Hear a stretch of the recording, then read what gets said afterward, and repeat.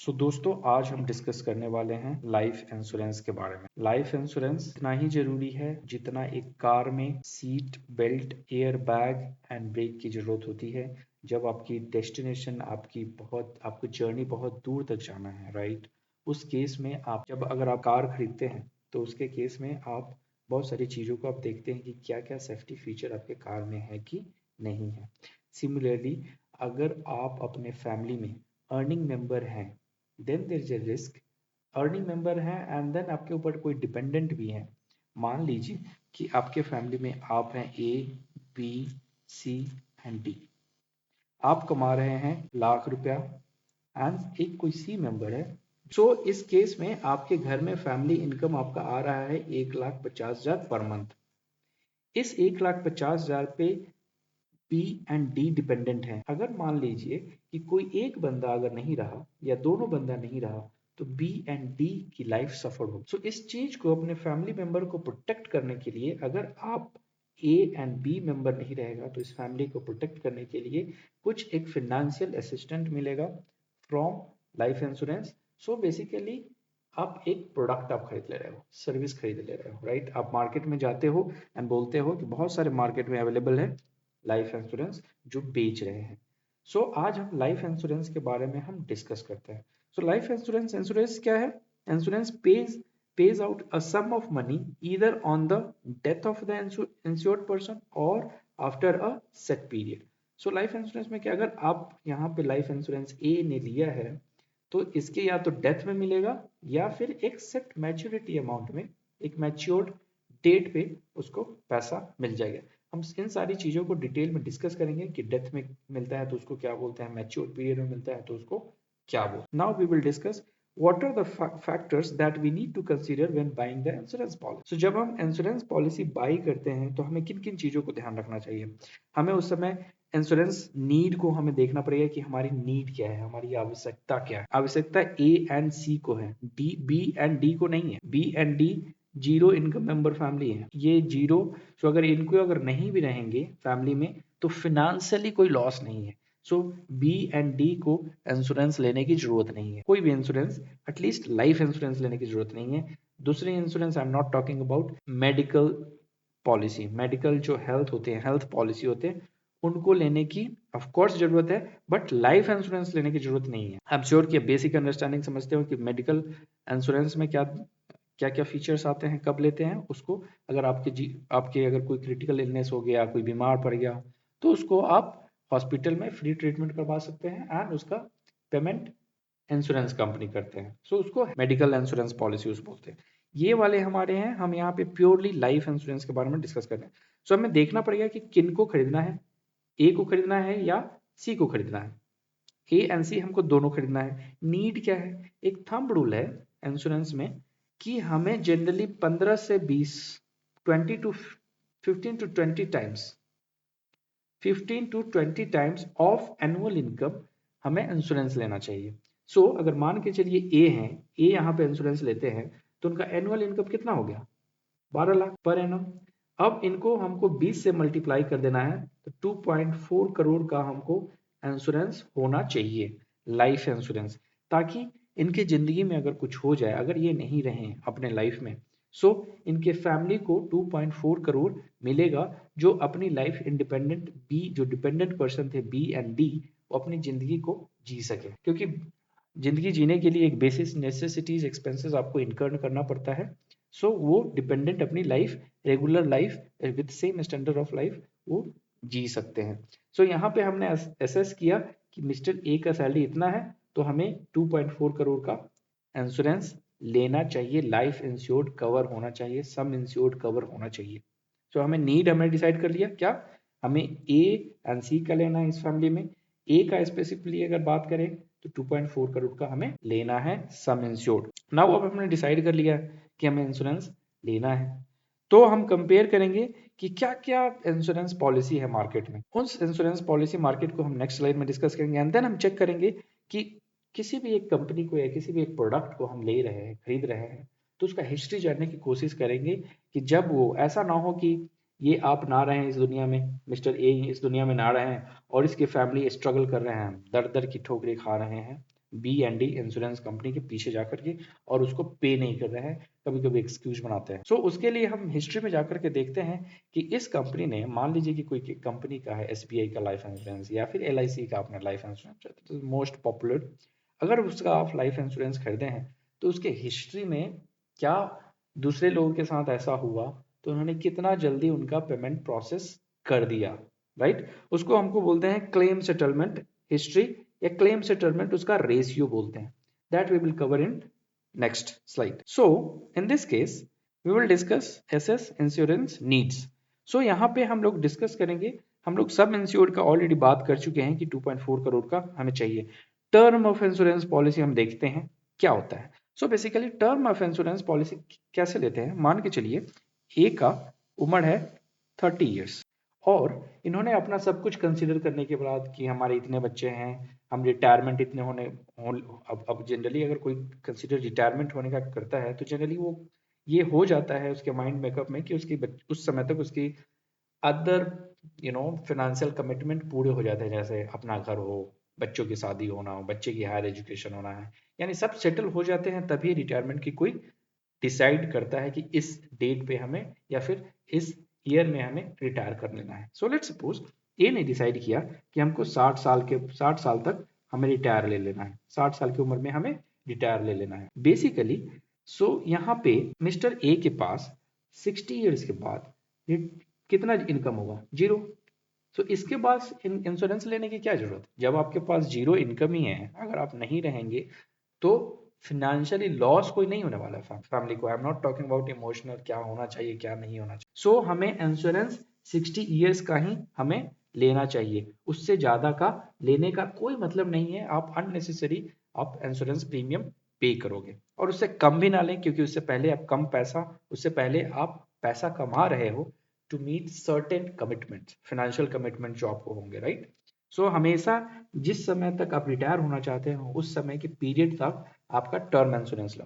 सो मान के चलिए मिस्टर ए आज कंसिडर कर रहा है 30 ईयर्स की एज में कि उसको एक लाइफ इंश्योरेंस पॉलिसी लेना है, तो सम इंश्योर्ड उसको कितना लेना है, 2.4 करोड़ का लेना है। टर्म कितने लेना है, 10 ईयर्स, 30 ईयर्स का 60 माइनस 3 30 30 ईयर्स का बैलेंस, कि इन बीच इन डिस्टेंस में अगर इनका कुछ हुआ इस टाइम पीरियड में, ताकि उनको उनके फैमिली को 2.4 करोड़ मिल जाए।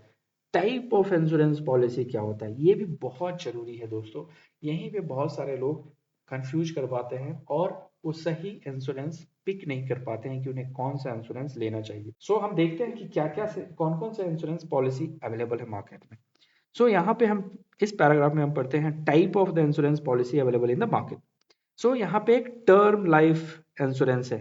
टर्म लाइफ इंश्योरेंस में आप यहाँ पे खरीदे, हम इसको एक सेपरेट डिस्कस करेंगे। यहाँ पे it provide the full risk cover against the type of eventuality. So अगर आप टर्म लाइफ इंश्योरेंस में सिर्फ डेथ के केस में, अगर आपका इस पीरियड में डेथ के केस में आप, अगर कोई डेथ होता है मिस्टर ए का यहाँ पे, सो उसके फैमिली को, उसके डिपेंडेंट को 2.4 करोड़ इन बिटवीन मिल जाएगा। मान के चलिए इस टर्म इंश्योरेंस पॉलिसी में अगर मिस्टर ए का डेथ नहीं होता है 60 साल की उम्र तक, तो उस केस में मिस्टर ए को कुछ भी पैसा नहीं मिलेगा, मैच्योरिटी डेट में कुछ भी पैसा उसको नहीं मिलेगा। सो यहाँ पे ही लोग समझ जाते हैं कि यार मैंने हर साल हर महीने मैंने टर्म इंश्योरेंस के लिए खरीदा और बाद में अगर हम जिंदा रह गए तो हमें पैसा ही नहीं मिला। ये बात सोचने की जरूरत है कि आप इंश्योरेंस ले रहे हैं रिस्क को कवर करने के लिए, ना कि इन्वेस्टमेंट के लिए। सो हम एक डिटेल डिस्कशन करेंगे नेक्स्ट स्लाइड में। सो आप रिस्क को आप कवर करना चाह रहे हैं, रिस्क से बचाना चाह रहे हैं अपने आप को, आपके डिपेंडेंट को, कि वो प्रोटेक्ट रहे, राइट, ना कि आपको इन्वेस्टमेंट से। सो यहाँ पे आपका 2.4 करोड़ का आप टर्म इंश्योरेंस लेने वाले हैं। एक होल लाइफ इंश्योरेंस होता है, offer life insurance coverage till 100 year of age. ये बेतुका है, कोई कोई मतलब नहीं है, इसको हम कंसिडर नहीं करते। इंडोमेंट लाइफ इंश्योरेंस पॉलिसी, ये बेसिकली मार्केट में यही देखा जाता है कि लोग प्रेफर करते हैं। अराउंड 90% ऑफ द जितने भी इंश्योरेंस लिए हुए हैं वो इंडोमेंट लाइफ इंश्योरेंस पॉलिसी करते हैं। Provides the combined benefit of life insurance come saving. हमें इंडियन आदत खराब नहीं है, इंडियन आदत मैं बोल रहा हूं कि यहाँ पे अगर आप देखें तो मिस्टर ए मरता है तभी उसको पैसा मिलता है। इंडोमेंट पॉलिसी में क्या होता है, अगर आप मरे, मिस्टर ए मरे या ना मरे, अगर मर जाता है तो 2.4 करोड़ का पैसा मिलता है उसको, राइट। अगर मर जाता है तो 2.4 करोड़ को उसको पैसा मिलेगा। अगर नहीं मरता है तो at the end of 60 years उसको मैच्योरिटी डेट पे कुछ ना कुछ पैसा उसको मिलेगा। लेट्स सपोज 2.4 करोड़ का पैसा उसको मिलेगा या 2.7 करोड़। सो ये क्या हुआ, ये एक तो आपका लाइफ भी कवर कर रहा है, मतलब अगर कुछ हो गया तो बीच में ही पैसा पे कर देगा। अगर आप नहीं मरे, अगर मिस्टर ए नहीं बना, मैं आप बोलने का मतलब मैं नहीं चाहूंगा कि ऐसा हो, बट मैं एग्जांपल देने के लिए मैं बता रहा हूँ यहाँ पे, अगर मिस्टर ए यहाँ पे मर जाता है तो क्या होगा, उसको बीच में ही पैसा मिलेगा। अगर नहीं मरता है तो उसको एंड ऑफ द ईयर मिलेगा। सो इसलिए एक सेविंग तरीका हो गया, एक सेविंग भी हो गया, राइट। आपके एंड में पैसा मिल गया तो एक सेविंग हो गया, आप कुछ ना कुछ एनुअली आप पे कर रहे हो और आपको एंड ऑफ द ईयर में मिल गया। कम रिस्क भी कवर कर रहा है, क्योंकि अगर बीच में मिस्टर ए की डेथ होती है तो उसमें बेनिफिट भी यहीं पे मिल देना पड़ेगा, और इसके बीच में यहाँ से यहाँ, अगर यहाँ पर डेथ होता है तो इसके बीच में उसको इंश्योरेंस प्रीमियम पे करने की जरूरत भी नहीं पड़ती। 90% ऑफ द इंडियंस यही परचेज करते हैं। सो बेसिकली हमको ये डिवाइड करना है कि हमें इंश्योरेंस, हमें ये, मेरा मेन मकसद है कि इंश्योरेंस एंड सेविंग को आप अलग अलग नजरिए से देखिए।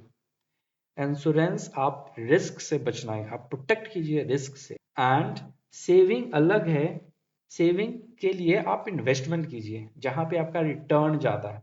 अब बताइए, एलआईसी आपको पैसा दे देगा, क्या जरूरी है क्या एलआईसी आपको मतलब फ्री का पैसा देगा?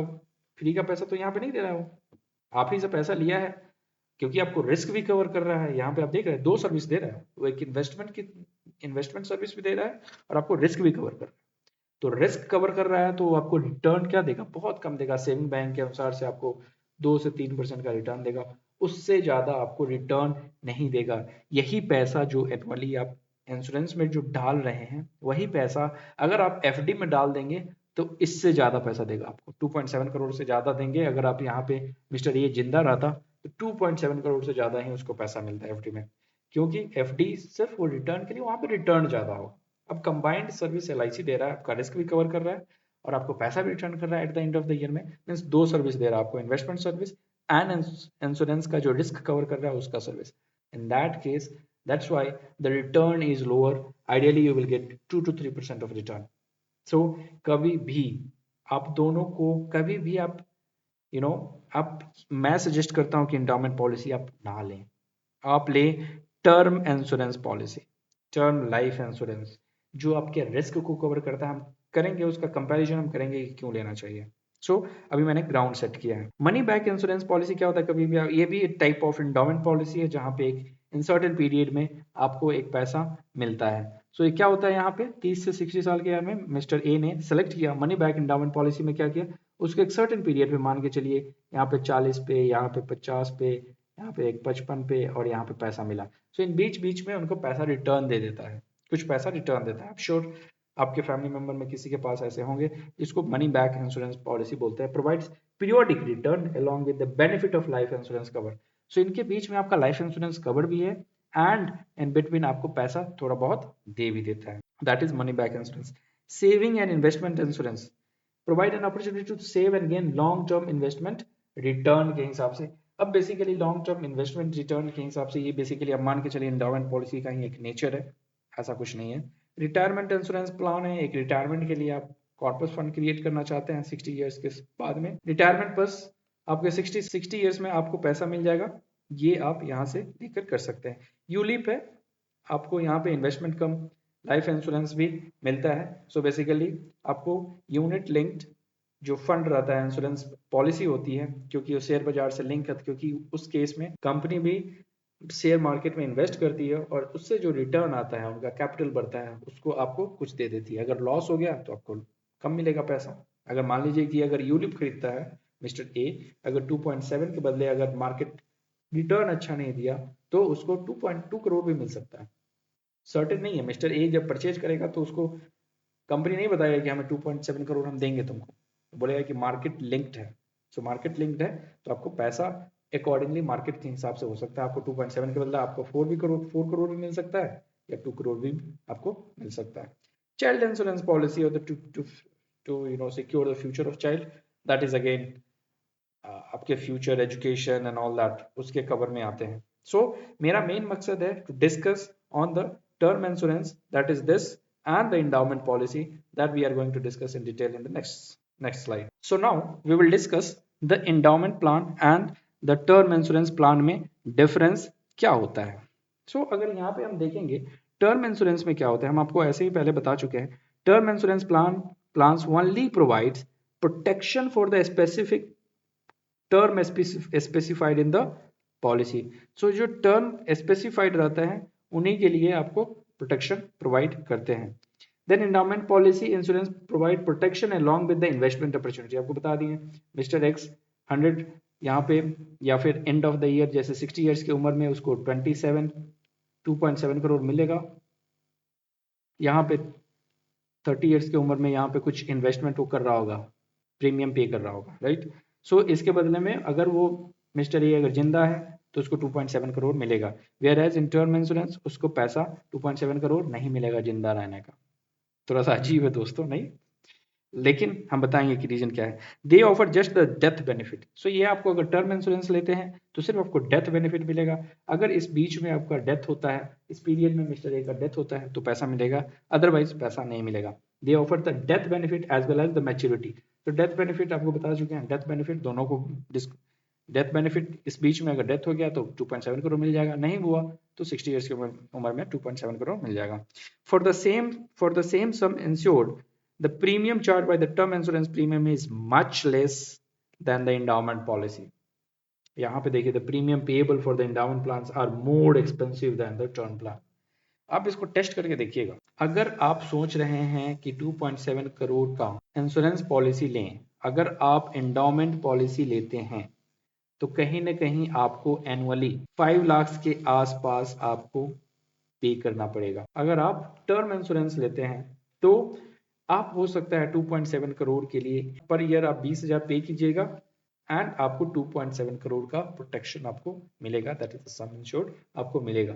क्योंकि यहाँ पे इसलिए ज्यादा है क्योंकि इनको एजेंट को कमीशन भी देना पड़ता है। पॉलिसी LIC वाले आपको परेशान करते होंगे बहुत, नहीं नहीं सर ये लीजिए, ये बहुत खराब है, ये टर्म इंश्योरेंस वाला बहुत खराब है, आपको यहाँ पे पैसा नहीं मिलेगा, आपको कुछ नहीं मिलेगा, ये ले लीजिए यहाँ पे आपको जिंदा रहे। अरे यार पहले उसको समझाओ इंश्योरेंस पॉलिसी को, उनको पॉलिसी बेचना है ना, इसीलिए आपको ये बेचने की कोशिश कर रहे हैं क्योंकि उनको कमीशन मिलता है। वो ये नहीं बताएंगे कि इंश्योरेंस किस पर्पस के लिए, इंश्योरेंस और इन्वेस्टमेंट दोनों अलग अलग होता है। सो अगर आपके पास 5 लाख है, इसी में से 4,80,000, मैं एग्जाम्पल एक बता रहा हूँ कि 5 लाख होगा, 4,80,000 आप शेयर मार्केट में इन्वेस्ट कर दो 30 ईयर्स में, हम आई एम श्योर कि 5 करोड़ आपको मिलेगा 30 ईयर्स में। कंपाउंडिंग पैक्ट अगर इसी को आप म्यूचुअल फंड एंड आप शेयर्स में इन्वेस्ट करोगे तो बहुत अच्छा पैसा मिलेगा, और साइड में 20,000 का आप ले लो।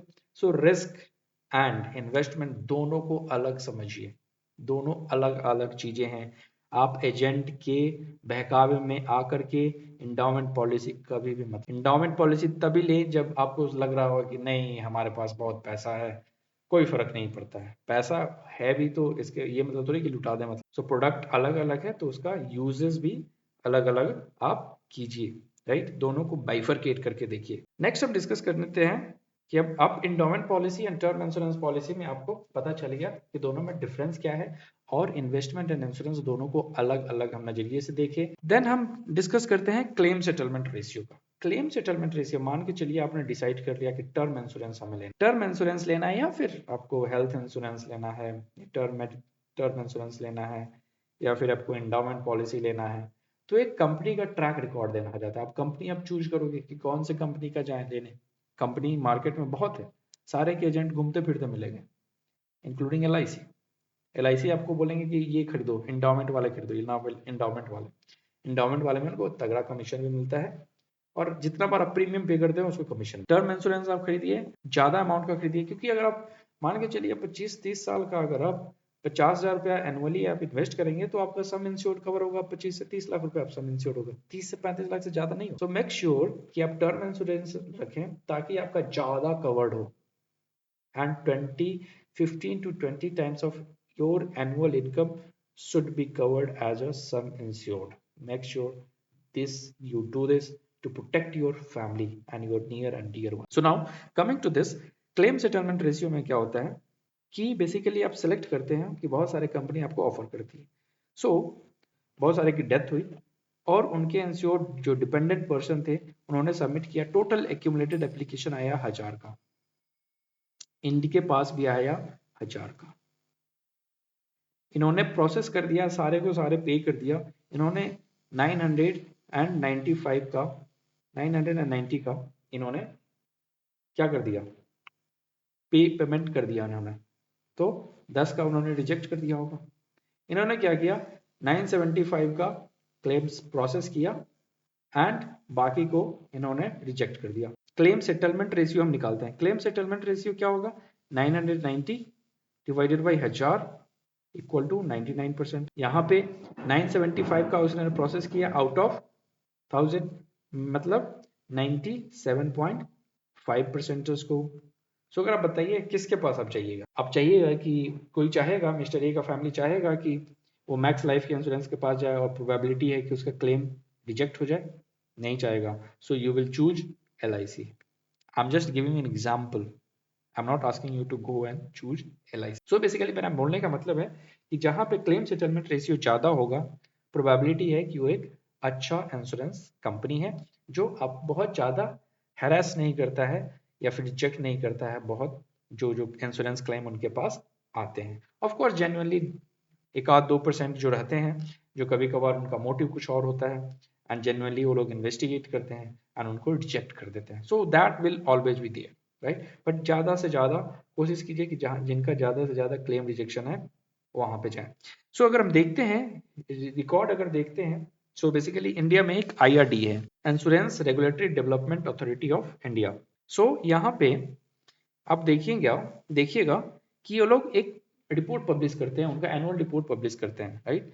सो उनका रिसेंट जो एनुअल पब्लिक रिपोर्ट है उन्होंने बताया है कि these are the top insurance company with highest claim life insurance settlement. So accordingly ये लाइफ इंश्योरेंस का होगा तो मेडिकल इंश्योरेंस का एक अलग होगा. सो मेडिकल इंश्योरेंस का टेबल अलग रहता है. सो ये हम लाइफ इंश्योरेंस का टेबल आपको यहाँ पे हम बता रहे हैं.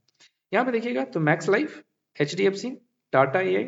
सो ये इनका देखिएगा कि 15,000 का क्लेम सबमिट हुआ, 15,000 एप्लीकेशन है, टोटल क्लेम का नंबर है 15,000 एप्लीकेशन है, उसमें से 15,342 एक्सेप्ट कर दिए, मतलब 99.22% उन्होंने क्लेम को एक्सेप्ट कर लिया, उनके डिपेंडेंट को पैसा दे दिया. और ऑफ कोर्स थोड़ी सी रिजेक्शन है, यहाँ पे आप देख सकते हैं कि इतने परसेंटेज उन्होंने रिजेक्ट कर दिया. सो फर्स्ट नंबर में आया था मैक्स लाइफ, सेकंड में आया था HDFC, 3 में आया था टाटा AIA एंड अकॉर्डिंगली आपका लिस्ट एक बहुत बड़ा होगा. सो इंश्योरेंस के लिए कभी भी आप इंश्योरेंस सेलेक्ट करें तो उनका क्लेम सेटलमेंट रेशियो भी देखना बहुत जरूरी होता है. So moving to next, claim settlement ratio को अगर हम देखेंगे कि LIC का, अगर आप देखेंगे यहाँ पे मैंने LIC का नाम नहीं लिया कहीं पे, LIC नंबर 1, 2, 3 में नहीं आ रहा है. क्यों ऐसा हो रहा है? बिकॉज ये सारे प्राइवेट प्लेयर्स हैं. अगर आप देखें तो सारे प्राइवेट प्लेयर्स हैं. गवर्नमेंट की तरफ से इंश्योरेंस के लिए एक ही इंश्योरेंस कंपनी है, that is LIC, life insurance corporation of India, right. So यहाँ पे इनका देखेंगे क्योंकि इनका क्लेम रिजेक्शन थोड़ा सा, क्लेम सेटलमेंट रेशियो थोड़ा सा कम है. रीजन है कि आपको ये भी देखना पड़ेगा कि ये प्राइवेट प्लेयर्स हैं. अब प्राइवेट प्लेयर्स आए हैं तो इनके पास एप्लीकेशन भी बहुत कम होंगे, एप्लीकेशन बहुत कम होंगे तो मार्केट को ज़्यादा कैप्चर करने के लिए ये लोग क्या करते हैं, पेमेंट करना स्टार्ट कर देते हैं थोड़ा सा, to keep their ratio higher. अगर आप रेशियो जैसे ही लोग देखेंगे कि रेशियो इनका हायर है, इन्हीं से सब परचेज करेंगे, राइट. सो ये मार्केट कैप्चर करने के लिए हो सकता है कि ये लोग प्रोसेस ज़्यादा कर सकते हैं. बट अगर हम जो LIC का अगर हम देखें तो इनका एप्लीकेशन कहीं से कहीं गुना ज़्यादा है. अगर आप यहाँ पे देखेंगे तो मैक्स का देखिए सिर्फ 15,000 एप्लीकेशन है, HDFC का 12,000 है, टाटा AG का 2,000 है, यानी 3,000 मान के आसपास चलिए. यहाँ पे देखिए हम private player all together combined है और यहाँ पे LIC है, कोई मतलब कंपैरिजन नहीं है. क्लेम सबमिटेड नंबर में आप देखिए 7.58 लाख, लगभग 7,58,000 क्लेम इनके पास LIC के पास सबमिट हुआ. Whereas in private players उनके पास 1,16,000 का ही क्लेम सबमिट हुआ है. सब देख रहे हैं लगभग 5 से 6 गुना ज्यादा है. क्लेम प्रोसेस्ड है, अमाउंट इन्होंने कितना अपने जितने अमाउंट क्लेम हो पे किए, ये 5,725 करोड़ पेमेंट प्रोसेस किए, whereas LIC has processed the payment for 13,694, लगभग 3 गुना ज्यादा पेमेंट इन्होंने पे किया. सो claim settlement ratio comparatively in LIC is lower. But अगर आप इस चीज को ब्रॉडर कंसेप्ट में देखोगे, सो आपको ये लगता है कि ये claim rejection claim settlement ratio 96.69 ये बहुत ही अच्छा है, right, compare to the private market. Private market अभी तुरंत मार्केट में अभी नया है, तो just to capture that, just to penetrate the market, they have a good, they are competing to each other, Max, HDFC, Tata AI and Primer, ताकि ज्यादा claim settlement ratio है, सो उनको ज्यादा मार्केट शेयर मिले. सो यहाँ पे देख लें LIC, आप डेफिनेटली आप LIC आप देख सकते हैं. बहुत सारे पॉलिसी, आप पॉलिसी बाजार से आप देख सकते हैं, वहां से देख सकते हैं कि टर्म इंश्योरेंस आपको कितना सस्ते सस्ते मिल जाएंगे. आप हमेशा टर्म इंश्योरेंस देखिए, LIC एजेंट का बात ज्यादा मत सुनिए, वो लोग अपने कमीशन के लिए वैसा करते हैं. LIC से अगर आपको टर्म इंश्योरेंस लाना है तो LIC की वेबसाइट पे आप जाइए और वहां पे अपना सारा डिटेल सबमिट कीजिए, आपको बता देगा कि प्रीमियम कितना होगा, आपका लाइफ है, स्मोकिंग, नॉन स्मोकिंग है, उसके अनुसार से आपका प्रीमियम डिटरमाइन होता है. एक बात और आती है इनकर्ड क्लेम रेशियो का. Incurred claim ratio is the ratio of net incurred claim to the net premium received by the health insurance company during the year. So ये बेसिकली हेल्थ इंश्योरेंस कंपनी के case में ही applicable होता है. Just मैं ऐसे में life insurance के बारे में डिस्कस कर रहा था, बट मैं मेडिकल इंश्योरेंस के बारे में एक लास्ट पॉइंट ऐड कर देता हूँ. ये सब सारे पैरामीटर्स आप अप्लाई करेंगे, जैसे क्लेम सेटलमेंट रेशियो आप मेडिकल हेल्थ के केस में भी जब सेलेक्ट करेंगे तो उस समय भी आप देखेंगे, लेकिन हेल्थ इंश्योरेंस के केस में आप एडिशनली देखेंगे कि उसका इनकर्ड क्लेम रेशियो कितना है. Incurred claim ratio for example मैं आपको समझाऊं तो यहाँ पे हम क्लेम सेटलमेंट के केस में हम नंबर ऑफ क्लेम देख रहे थे, कितने एप्लीकेशन के क्लेम के एप्लीकेशन है. यहाँ पे हम अमाउंट देखेंगे कि मान के चलिए आपका 100 इंश्योरेंस क्लेम आए टोटल, और यहाँ पे मान के चलिए आपका 100 करोड़ का आपका अमाउंट का क्लेम आया. सो उसमें से 97 का आपने प्रोसेस कर दिया, सो कितना हो गया, 97% क्लेम सेटलमेंट रेशियो हुआ. अगर हम 100 करोड़ में से क्लेम आया और उसमें से हमने प्रोसेस कर दिया 97 करोड़ का हमने प्रोसेस कर दिया, लेकिन हमें जो प्रीमियम मिला ड्यूरिंग द पीरियड, हमें प्रीमियम मिला, मान के चलिए 3 महीने का ये है, 3 महीने में हमें 97 करोड़ मैंने पे किया और हम प्रीमियम से इनकर्ड किए मान के चलिए 100 करोड़. सो हमारा क्लेम सेटलमेंट, हमारा इनकर्ड क्लेम रेशियो कितना होगा, 97 डिवाइडेड बाई 100, राइट. सो ये मेरा रेशियो हो जाएगा 97%. लेकिन मान के चलिए 97 का मैंने पे आउट किया और मेरा इंश्योरेंस आया कितने का, मेरा जो प्रीमियम आया 92 का आया. सो मैंने मेरा incurred claim ratio 97 divided by 92 है, यहाँ पे एक से ज्यादा हो गया, 1 पॉइंट समथिंग आएगा. सो ये रेशियो ये दर्शाता है कि कंपनी हो सकता है कि भले ही अच्छा है लेकिन ये लॉस मेकिंग कंपनी है, ये आप ध्यान में रखिएगा. हो सकता है कि कंपनी को 92 में ही मिला उसको पैसा और 97 पैसा दे रहा है इस 3 महीने में. सो ये लॉस मेकिंग कंपनी हो सकता है बहुत ज्यादा दिन तक ये सस्टेन नहीं कर पाए. ये तो रेशियो देखने में बहुत अच्छा है कि ये हो सकता है ये तो क्लेम सेटलमेंट रेशियो देखने में अच्छा है, मान के चलिए 105% एज्यूम करता हूँ, ये करेक्ट नंबर आप देख लीजिएगा. सो 105% आ रहा है, इसका ये मतलब नहीं है कि अच्छा है, शॉर्ट टर्म के लिए अच्छा है, लेकिन कोई शॉर्ट टर्म के लिए इंश्योरेंस थोड़ी लेता है.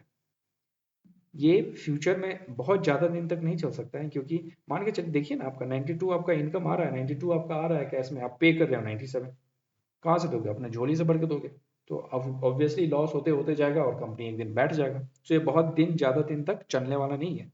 ये शॉर्ट टर्म के लिए एक आध दो टर्म के लिए चल सकता है, उससे ज्यादा दिन नहीं चल सकता है. सो आप कभी भी देखिए कि उनका incurred claim ratio anywhere between 90 to 95 के बीच में अगर है तो आप उसको ले सकते हैं, इनकर्ड क्लेम रेशियो के बीच में, राइट. सो यहाँ पे सेफ है, कंपनी भी अच्छी है, and claim settlement ratio higher the better.